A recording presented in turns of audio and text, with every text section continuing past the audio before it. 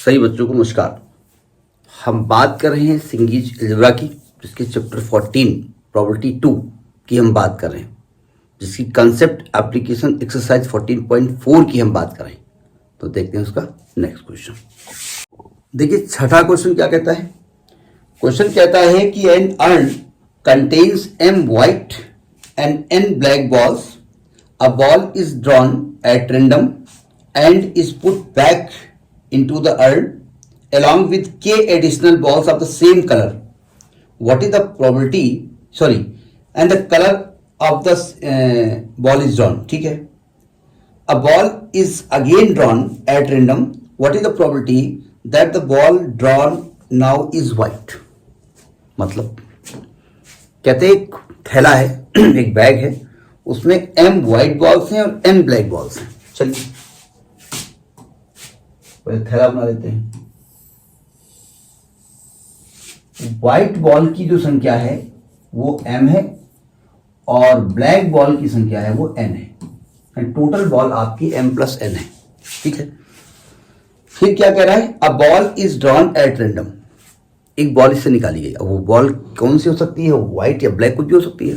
खैर at random निकाली गई और कहते हैं फिर इसको उसी वे बैग में रख दिया गया, मतलब विद रिप्लेसमेंट है। लेकिन इसके साथ एक कंडीशन है कि with k additional balls of the same colour as that of the ball drawn. जिस कलर की आपने बॉल निकाली उसी कलर की दो के एडिशनल बॉल रखी गई, मतलब एडिशनल बॉल के रखी गई है, लेकिन कौन से, जिस कलर की निकाली थी पहली बार उसी कलर की, और फिर बॉल निकाली गई। अब फिर बॉल निकाली गई तो ये जो बॉल निकाली गई है वो उसके व्हाइट होने की प्रोबेबिलिटी आपसे पूछ रही है। ठीक है। मैंने फिलहाल यहां पर W1 मान लिया कि फर्स्ट बॉल इज व्हाइट। पहली बॉल की व्हाइट होने की प्रोबेबिलिटी हमने W1 मान लिया, और B1 मान लिया कि फर्स्ट बॉल इज ब्लैक, ये मान लिया। ठीक है। अब अगर मैं आपसे कहूं कि भाई प्रोबेबिलिटी ऑफ व्हाइट बॉल क्या है, पहली बॉल की व्हाइट होने की प्रोबेबिलिटी क्या है, तो भैया व्हाइट बॉल है m अपान m प्लस n। अगर कहें पहली बॉल की ब्लैक होने की प्रोबेबिलिटी क्या है, तो आप कहेंगे n अपान m प्लस n। सही कहा मैंने। अब सेकेंड बॉल के बारे में बात कर रहे हैं, तो सेकेंड बॉल की व्हाइट होने की प्रोबेबिलिटी पूछ रहे हैं। व्हाइट है ना, तो प्रोबेबिलिटी आप हमने मान लिया W जो है वो इवेंट है जिसमें सेकेंड बॉल इज व्हाइट।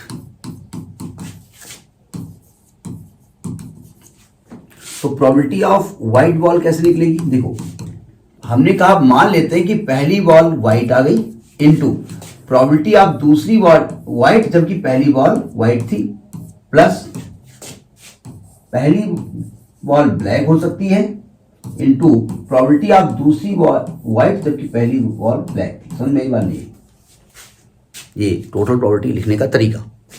अब पहली बॉल व्हाइट होने की प्रोबेबिलिटी क्या है, m अपान m प्लस n इनटू दूसरी बॉल व्हाइट होने की प्रोबेबिलिटी समझिएगा। अब आपने क्या किया, पहली बॉल जब व्हाइट निकली तो आपने क्या किया, के व्हाइट बॉल और डाल दी। अब व्हाइट बॉल्स हो गई m प्लस के, और दूसरी भी व्हाइट निकालनी है। तो यानी कि अब आपकी दूसरी व्हाइट जब निकालेंगे तो टोटल व्हाइट कितनी है, m प्लस के है ना व्हाइट, और टोटल कितनी है m प्लस n प्लस के, प्लस पहली बॉल ब्लैक होने की प्रोबेबिलिटी क्या थी, n अपान m प्लस n। अब क्या हुआ, जब ब्लैक पहली निकल आई ना तो आपने क्या किया, ब्लैक में के बॉल बढ़ा दी, लेकिन निकालनी व्हाइट ही है सेकेंड बॉल।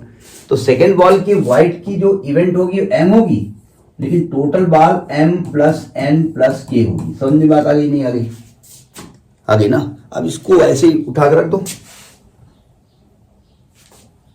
देखो ऊपर क्या आएगा, ऊपर आएगा m इंटू m प्लस के प्लस mn, और नीचे क्या आएगा m plus n into m plus n plus के। देखो प्रोबेबिलिटी का कंसेप्ट क्लियर है तभी समझ में आएगा, अगर वो क्लियर नहीं है तो फिर ये सब गड़बड़ है। अब थोड़ी मैथमेटिक्स लगा लो इसमें, काटपीट कर दो, ऊपर से m कॉमन ले लो तो क्या बचेगा, m plus k plus n बचेगा अपान नीचे m प्लस n है, ये m plus n plus k है, ये कट जाएगा तो आएगा m अपान m प्लस n। समझ में आई बात नहीं?